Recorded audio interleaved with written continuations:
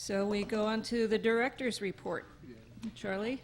Yes, I have a number of things to tell you about tonight. First and foremost, I want to introduce our new staff member, our assistant planner, Arlie Cassidy. Arlie, you want to come around to the podium? I'm going to embarrass Arlie publicly here. As you may know, when our department budget was approved back in June, we had no changes to our department budget with the exception of one staffing change, which was the upgrade of a planning technician position to assistant planner. The council did approve that, and so for the subsequent 3 months, we were in the process of recruiting for the position. We got a ton of applicants, so it took us a while to weed through them all, but Arlie rose to the top, and we're very happy to have her. Arlie was born and raised in the East Bay, so she's very familiar with Emeryville and its transformation. She attended Berkeley High School and went to Mount Holyoke College in Massachusetts for her undergraduate. Then she came back to California and got her Master of Urban Planning at USC, along with a certificate in Sustainable Cities, and worked there at the Center for Sustainable Cities. As an assistant planner, Arlie will be doing all of the duties that the planning technician previously did, which includes probably one of the most important things is being the face at the front counter at the planning department, the person who helps all the applicants and answers the questions and answers the phone calls and all that kind of thing. But in addition, her duties also include some staff reports and presentations to the Planning Commission, which the planning technician did not do. So you may not even know who our planning technicians were because you didn't see them very often. You'll be seeing more of Arlie. So you want to say a few words? I look forward to working with you. It's my pleasure to be here. Thank you. Well, thank you very much. We're happy to have you. Okay, so let's see. Let me tell you about what the City Council has been doing since you last met. They had a meeting on October 7th and another one on October 21st. On the 7th, they had a couple of study sessions, one on the pros and cons of becoming a charter city and another on alternative revenue measures. The redevelopment agency heard a status report on the I-80 pedestrian bicycle crossing, and they gave direction on selection of the criteria for the various crossing options, for selecting among the various crossing options. The City Council passed a resolution authorizing staff to file an application with ABAG for priority development area status, which is part of the regional Focusing Our Vision planning effort. The council also held the first reading of an ordinance amending the building code to clarify how construction valuation is calculated. Valuation, as you probably know, is what building permit fees are based on, so it's important to know how to calculate it. The ordinance also included several cleanup provisions from the recent adoption of the new state building code, and that ordinance was passed at the October 21st meeting, and it will take effect November 20th. Concerning the vote that the Commission took at your last meeting on the Parks and Recreation Needs Assessment and Strategic Plan, I made a verbal report to the Council about that at their October 7th meeting, and staff will be meeting to discuss this next Thursday, October 30th, and I told the Council that we plan to bring a recommendation back to them on November 18th as to how we propose to proceed with that.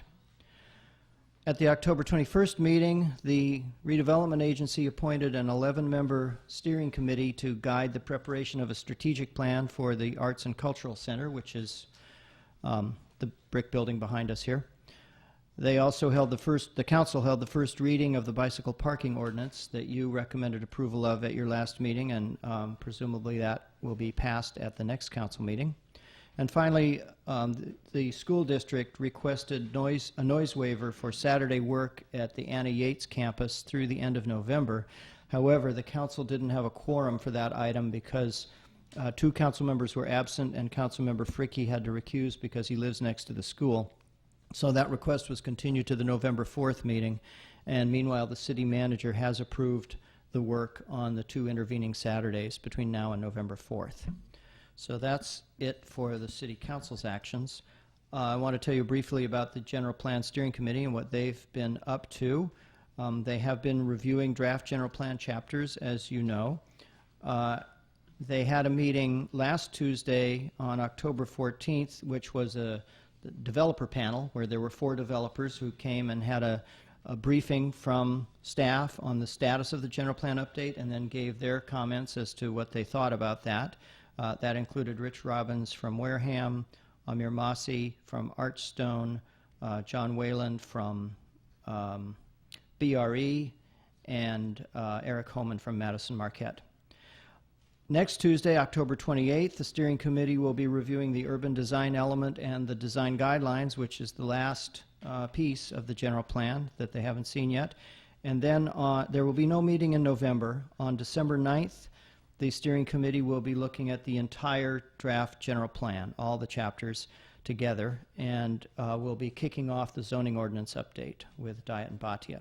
Then in January or February, we hope to have the final community workshop to present the draft general plan to the community. And then in February, a joint meeting of the Planning Commission and City Council on the draft general plan. So that's where that is. I wanted to let you know that Professor Michael Southworth from UC Berkeley, as you may know, his urban design studio has come to Emeryville a couple of times in the past, in 2005 and 2006, and had his students do some designs for various parts of the city. And those designs were presented to the City Council at a study session, and they were also on display out here in the link, and we produced booklets of those designs, which we posted on our website. They'll be doing it again. I just talked to him, and he has 10 students this year, and they will be coming to Emeryville for 5 weeks in November and December, and I assume we'll do the same thing with the presentations and the booklet and the display and so forth. As I recall, in the previous experiences, the chair and vice chair of the Planning Commission attended some of the student presentations up at UC Berkeley, so I'm sure you're invited again to that if you're interested. Some of the ideas that they might be looking at include the Powell Street corridor, how to make that more pedestrian, bike, transit, and car friendly, the Powell Street Plaza redevelopment, and how to transform that into a high-rise district and consistent with what the updated general plan is proposing. Various alternatives for transit-oriented development around the Amtrak station and the marketplace, neighborhood preservation and enhancement in the Triangle and Doyle Street areas, and making Emeryville a greener city through the use of rooftops and streets, open space, daylighting of creeks, and so forth. And if you all have any other ideas for things you'd like the students to look at, please let me know and I'll pass that on to them. Finally, I just want to mention, you may notice, I believe Ann has a laptop over there that oh, okay, well, it's over there. You notice all those people over there that aren't usually over there. We are initiating a streaming video of Planning Commission and City Council meetings. It's had a couple of dry runs at the City Council. This is a dry run. This is not live, but this is a first dry run for the Planning Commission. Ultimately, what this will mean is that people will be able to pull up an agenda for a previous Planning Commission meeting, click on any agenda item, and be able to watch a video of that item. So you'll be able to, everything you say and do will be available on the internet for posterity. So that's happening in the future. So that's all I have, with the exception of there's 2 items listed on the agenda under Director's Report. So before we get to those, do you have any questions on anything I've reported on? On the Annie Yates, did they put off the Saturday work until the November 4th meeting? Or I'm sorry, Patrick O'Keefe. The city manager approved it. The noise ordinance does allow the city manager, the planning director, or the public works director to approve one-time noise waivers. So he approved like 2 one-time noise waivers until the November 4th until the meeting. the city council can consider it. And they're planning to be done before the end of the year? Yes, actually, the reason why it's so urgent is that the school district wants to move the students back from the middle school campus back to Annie Yates for January for the spring semester, but the teachers have to get into the school and set up the classrooms in December in order for that to happen. So their goal is to have it all completed by December 1st, which they're not going to be able to do if they don't work on Saturdays. Any other questions? No other questions. Okay, the next item listed under Director's Reports is the Planning Commission schedule for 2009. Every year we present you with the schedule for the upcoming year. So you have it in your packets. The commission meeting dates, as always, will be the fourth Thursday of November of each month, except November and December, where the meetings are combined into a single meeting on the second Thursday. And then there are a lot of other dates that relate to that, submittal deadlines and agenda preparation and staff report preparation and so forth. We always check to make sure that nothing conflicts with a city holiday or any major religious observance. None of the proposed meeting dates would conflict. There are a few of the other dates that do conflict with city holidays, and those have been adjusted accordingly as indicated by footnotes on the schedule. So I would just ask your approval of this schedule for 2009. We have a motion for So approval? moved. Okay. I- Without objection, we've approved the schedule. Thank you.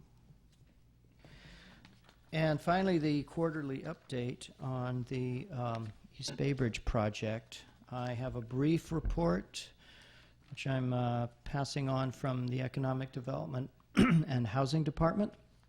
I've been informed that they are working on the conversion of the Pack and Save store to a Safeway. That has been discussed by the City Council in closed session.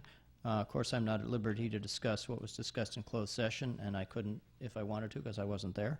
But I can say that the agency has authorized staff to negotiate with Safeway and Catellus to provide financial assistance to facilitate the conversion of the Pack and Save store to a lifestyle Safeway. So that is what we are working on right now with East Bay Charlie, Bridge. who is responsible for maintaining? I'm a frequent patron of that Pack and Save, and it's in deplorable condition, the parking lot. Who's responsible for making sure that it's run in a decent fashion?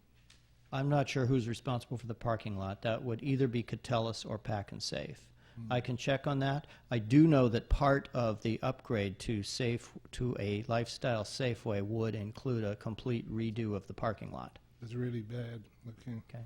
Charlie, would that include an updated landscape plan as well? For that portion of the property, yes. Okay, thank you. So that concludes my director's report. Okay, moving on to the rest of our agenda, we have 2 study sessions and 4 public hearings